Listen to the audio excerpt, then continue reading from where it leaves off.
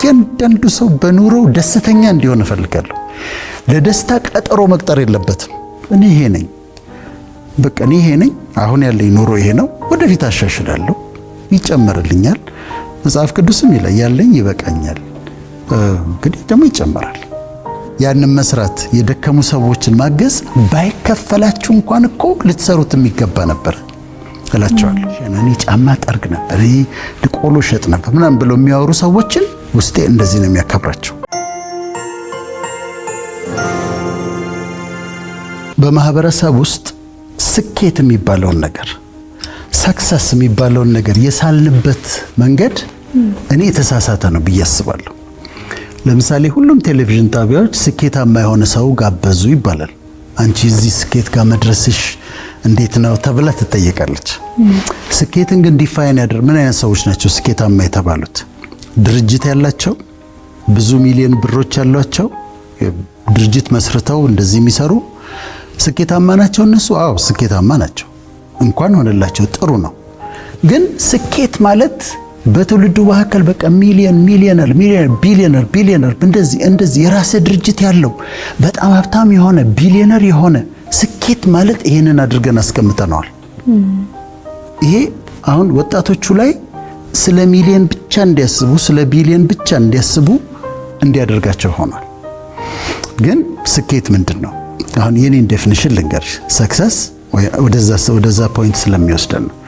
ስኬት ለኔ አንደኛ ሰው ከሰሪው ጋር ሰላም ሲሆን፣ ከሰሪው ጋር፣ ከፈጣሪው ጋር፣ ከአምላኩ ጋር ሰላም ሲሆን፣ ከሰሪው ጋር ከአምላኩ ጋር ብቻ ሳይሆን ደግሞ ከራሱ ጋር ሰላም ሲሆን፣ ከራሱ ጋር ራሱን ተቀብሎ ማንነቱን ተቀብሎ ራሱን ኢንጆይ እያደረገ ከማንም ሰው ጋር ራሱን ሳያነጻጽር፣ ሳይቀና፣ ሳይመቀኝ እኔ ይሄ ነኝ፣ አሁን ያለኝ ይበቃኛል፣ ከዛ ደግሞ ይጨመርልኛል ብሎ ራሱን በሰልፍ አክሰፕታንስ፣ በሰልፍ ኮንፊደንስ ለራሱ ሰልፍ ክብር ሰጥቶ ሲኖር ስኬት ነው። ከዛ ደግሞ በዙሪያው ካሉ ሰዎች ጋር በሶሻል ኢንተለጀንስ አብሮ መኖር ሲችል ስኬት ነው። ያኛውን ብቻ ግን ካደረግን እንዳልኩሽ እነዛ ስኬታማ ሰዎች ናቸው። ድርጅት ያላቸው ሰዎች ስኬታሞች ናቸው። በጣም ገንዘብ ብዙ ሀብት ያፈሩ ሰዎች ስኬታማ ሰዎች ናቸው። ስለሆነላቸው ደስ ይለናል። ግን አንድ ሰው ይሄ ከሰሪው ጋር ሰላም መሆኑ፣ ከራሱ ጋር ሰላም መሆኑ፣ ከማህበረሰብ ጋር ሰላም ለኔ አንድ ስኬት ነው። ይሄ ብቻውን ስኬት ነው። ከዛ በሁለተኛ ደረጃ የሚኖርበትን ፐርፐዝ አውቋል ወይ? የሚኖርበት ፐርፐዝ አለው ወይ? ለምንድን ነው የምትኖረው ተብሎ ሲጠየቅ እኔ የምኖረው ለዚህ ነው ማለት ይችላል ወይ? ያንን ማለት ከቻለ ፐርፐዝ ካለው የሚኖርለት ዓላማ ካለው ሰክሰስፉል ነው፣ ስኬታማ ነው።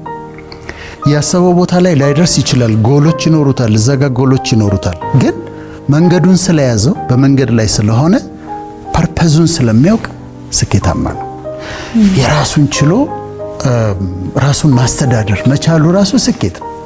አሁን እኛ ሰፈር እንደዚህ ቡና የምታፈላ ሴት አለች። እኛ ቢሮ አካባቢ ቡና ታፈላለች። ጠዋት ትመጣና እዛ አካባቢ ላሉ ሰዎች ፓስቲ ምናምን ሻይ ምናምን ታንትላለች። ከዛ ምሳ ሰዓት ላይ ቡና ታፈላለች። ጽድት ያለች ነች። ቤቷ ትሄዳለች። የቤት ኪራይዋን ትከፍላለች። ልጆቿን ትምህርት ቤት ትልካለች። የልጆቿን ትምህርት ቤት ትከፍላለች። ስኬታማ ነች አይደለች? ስኬታማ ነች። ለምን? ለምትኖርለት ዓላማ የራሷን ኑሮ አሸንፋ ልጆቿን አስተምራ እየኖረች ነው። እቺ ሴት ስኬታማ ነች። እዛ ጋር ጎሚስታ የሚሰራው ጎማ የሚደበድበው ልጅ ቱት አርጎ ጎማ ደብድቦ የጎማችንን አየር ለክቶ ምናምን ከዛ በምሳ ሰዓት ገብቶ ምሳውን በልቶ ብር ሰርቶ ሄዶ ቤት ኪራዩን ከፍሎ ሰርቫይቭ እያደረገ ምናልባት ቤተሰቡንም እናቱንም እየረዳ ይኖራል። ይሄ ልጅ ስኬታማ እንደሆነ ልንነግረው ይገባል። ስኬታማ ነህ፣ ይጨመርልሃል፣ መጨመር ትችላለህ። ግን ስኬታማ ለመባል የግድ የራስህ ድርጅት ኖሮ ሀብታም ሆነ መሆን አለበት። ለመሰለሽ ይሄንን እምለው አንዲት ሴት ባንክ እየሰራች ነው፣ ደሞዝ ትቀበላለች። ከባንኩ ብድር ሰጥቷት አፓርትመንት ወይም መኪና ገዝታ እየከፈለች ነው።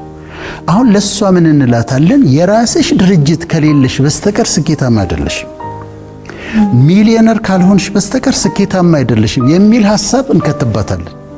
ስለዚህ በኑሯ እንዳትደሰት፣ ራሷ እንዳትቀበል፣ ደስተኛ ሆና እንዳትኖር እናደርጋታለን። ዲያስፖራ ወገኖቻችንን ተመልከች። ዲያስፖራ ያሉ ወገኖቻችን የተለያየ ስራ ይሰራሉ። ለምሳሌ ሆም ኬር የሚሰሩ አሉ፣ በነርሲንግ የሚሰሩ ትሬን ተደርገው የሚሰሩ አሉ። አንዳንዶቹ እኔ ምንላቸዋለሁ ሲያወሩኝ ባይከፈላችሁ እንኳን እኮ ያንን መስራት የደከሙ ሰዎችን ማገዝ ባይከፈላችሁ እንኳን እኮ ልትሰሩት የሚገባ ነበር እላቸዋለሁ። እና ይሰራሉ፣ ወጫቸውን ይሸፍናሉ፣ እዚህ ያሉ ቤተሰባቸውን ያስተዳድራሉ፣ ስኬታማ ናቸው። ስለዚህ ስኬት የሚለውን ነገር ሪዲፋይን መደረግ አለብን። እዚህ ጋር አሁን በቴሌቪዥን የሚያዩ ሰዎች የራሳቸው ድርጅት ስላልከፈቱ ብዙ ሚሊዮን ብር ባንክ ስላላስቀመጡ እኔ ስኬታማ አይደለሁም ብለው ማሰብ የለባቸው። ዓላማ እስካላቸው ድረስ ስኬታማ ናቸው ማለት ነው። መቼም መነሻን አለመካድ ትልቅ ነገር ነው። በጣም መጽሐፍ ቅዱስ ላይ የሚወደድ ሰው ንጉሥ ዳዊት ነው። ንጉሥ ዳዊት ለመሰለሽ የሚወደደው ሁል ጊዜ ስለራሱ ሲያወራ የበግ እረኛ ነበርኩ፣ ከበግ ጥበቃ አንስተኸኝ፣ ንጉሥ ሆኖ ዙፋን ላይ እኮ ተቀምጦ ነው። ከበግ እረኝነት አንስተኸኝ በጎችን ስከተል እንዲያድርገኝ ሁሌ የተነሳባትን ሎወስት ፓርት አይረሳትም። ይሄ በጣም ነው ደስ። እኔ ራሴ ሰዎች ከምን እንደተነሱ የመጨረሻ ነው። እኔ ጫማ ጠርግ ነበር፣ እኔ ቆሎ ሸጥ ነበር ምናምን ብለው የሚያወሩ ሰዎችን ውስጤ እንደዚህ ነው የሚያከብራቸው፣ ሪስፔክት ነው ማድረጋቸው። ምክንያቱም የተነሱበትን አልካዱ። እኔ ሳይኮሎጂ 6 ኪሎ ያስተማሩኝ ሰው ነበሩ። ስማቸውን አልጠቅስም፣ አሁን በህይወት የሉም። በህይወት እስካሉ ድረስ በአውቶቡስ ነበር የሚሄዱት። እኚህ ሰው ስኬታማ ያልነበሩ ነበሩ። እና አንዳንድ ብዙ ኤክስፒሪየንስ ያለን ሰዎች እኔ ሀብትንም አይቼዋለሁ። ማለት በወርቅ ማንኪያና ሹካ የሚበላበት ቤት ውስጥ ኖር ያለው አሜሪካ። በወርቅ ስልሽ የወርቅ ቅብ አይደለም፣ ደንበኛ ምናምን ካራት የምትይው የወርቅ ሹካና ማንኪያ የሚበላበት ቤት ውስጥ ኖር ያለው። እንዲህ ዳይመንድ እንደ ምናምን የተከመረበት ቤት ውስጥ ኖር ያለው። ስለዚህ ሀብትን አይቼዋለሁ። ያ ሀብት ግን ደስታን ሲያመጣ ላየው። አሁን ግን በጣም ደስተኛ ነኝ። ስለዚህ ለወጣቱ ለማህበረሰቡ ስታሳያቸው ይኸውልህ ስኬት ማለት እንደዚህ ነው፣ የግድ ሀብታም መሆን አይደለም። በአውቶቡስም እየሄድክ ስኬታማ ነህ። እኛም ደግሞ የምንኖረው ይሄንን ነው። እዛ ጋር እንደዚህ አይነት ነገር ቦልተን እንዲህ አይነት ነገር ላይ የሆነ ራሳችንን ደብቀን ቅድም ያልሽው አይነት ራሳችን በጣም ልዩ ኑሮ እንደምንኖር አድርገን ለምንድን ነው ትውልዱን የምናስጨንቀው? ለምን ህይወታቸውን አናቀልላቸው? ገብቶሻል? ስለዚህ ይሄንን በማድረግ አንዳንዶቻችን እንደ ሞዴል በመሆን ምሳሌ በመሆን ህይወትሽን ታሳይና ታቀይላቸዋለሽ። ከዛ ራሳቸውን እንዲቀበሉ እኔ ይሄ ነኝ፣ በቃ እኔ ይሄ ነኝ፣ አሁን ያለኝ ኑሮ ይሄ ነው፣ ወደፊት አሻሽላለሁ፣ ይጨመርልኛል። መጽሐፍ ቅዱስም ይላል ያለኝ ይበቃኛል፣ እንግዲህ ደግሞ ይጨመራል ብሎ እንዲኖሩና የኔ አሁን ፖይንት መሰለሽ እዚህ ጋር እያንዳንዱ ሰው የራሱን ኑሮ ኢንጆይ እንዲያደርገው ፈልጋለሁ። እያንዳንዱ ሰው በኑሮው ደስተኛ እንዲሆን እፈልጋለሁ። ለደስታ ቀጠሮ መቅጠር የለበትም። ደስተኛ መሆነው ግራጁዌት ሳረግ ነው። ደስተኛ መሆነው ባል ሳገባ ነው። ደስተኛ መሆነው ልጅ ስወልድ ነው። ደስተኛ መሆነው ቤት ስገዛ ነው። ደስተኛ መሆነው መኪና ስገዛ ነው። አሁን ነው ደስተኛ መሆን ያለብሽ። አሁን ነው ደስተኛ መሆን ያለበት።